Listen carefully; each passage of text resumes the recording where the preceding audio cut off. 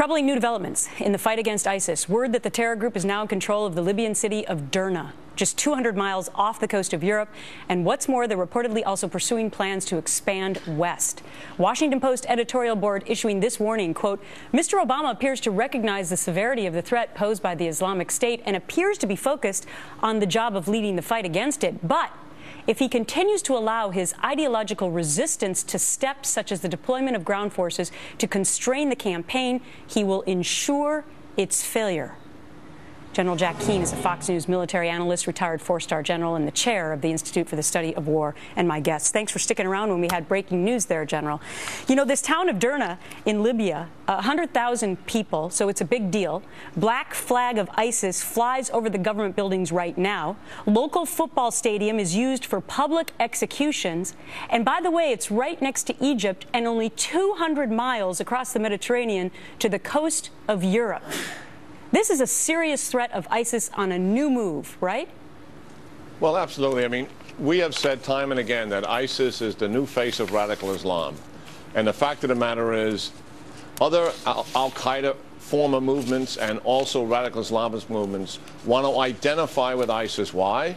The obvious. They are winning. They are the first radical Islamic movement to ever establish a caliphate and take control of territory. And they also defeated a modern equipped army in Iraq to accomplish that. So this allegiance is going to continue to come their way. And frankly, they gain psychological victories when they do behead Americans and others from the West, because it's a humiliation for the West. And that also strengthens this movement. Yeah, no doubt. All right, what about that editorial report that I read as your lead-in today, General, where basically they're saying that President Obama says he wants to destroy them, but maybe he's not all up for the mission. And also, former Defense Secretary Robert Gates today said almost the same thing. Your thoughts? Oh, yeah, absolutely.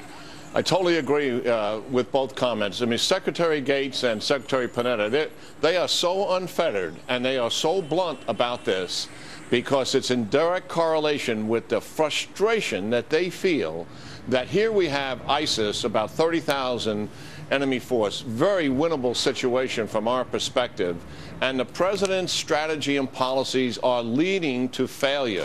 And here the Washington Post is saying the same thing, a newspaper that tries to support the president when it can, and obviously fundamentally disagreeing with him here.